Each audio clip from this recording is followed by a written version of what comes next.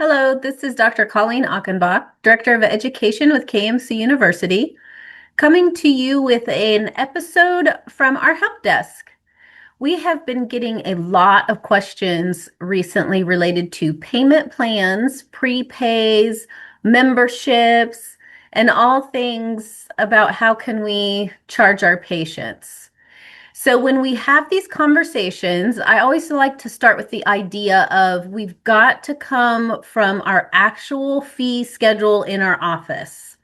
So the very first thing that we need to do is establish what services are being provided in the office, what is the most appropriate code to use for those services, and then what fee is our actual fee for each service that we're providing in the office.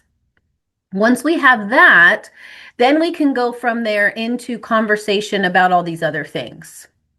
There's some regulations we need to keep in mind. When we're talking about prepays, we always need to check with your state and whether they allow prepays or not. And if they do they require an escrow account to be established so that the money can be held inside of that account and available should the patient ever request a refund. So that's something that's very important to understand and know if that's a requirement for your state. So now that we've got those things in place and we know what we can and can't do, that brings us to more of this idea of a package or a membership. So we need to remember that there is always an allowed time of service discount that can be applied. It's meant to be about a 5 to 15% off of the time of service of your actual fee. So let's say you wanted to do, well, I want my patient to buy 9 adjustments and get the 10th one for free. I call it the coffee card discount. Well, we don't want to say it like that. But what we could say is if you buy 10 visits, we can give you a time of service discount to prepay for those of 10%, for example, making each visit a particular amount that's discounted. Right? Same thing with a membership. If I want to say I'm doing a membership, we need to understand what that means. It's not really going to be compliant in most offices to say, if you pay me so much money per month, you can just come in and get whatever you need.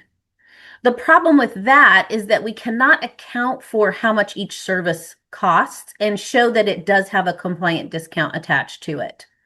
So as we start with an actual fee schedule, with a service, a code, and a fee, as we move into the discounting and we get to what we are proposing that we want to do compliantly, we've got to be able to go backwards from that discount to our actual fees so that each service and each fee can be line item accounted for to show this is how I got to the discount and making sure that that's all compliant.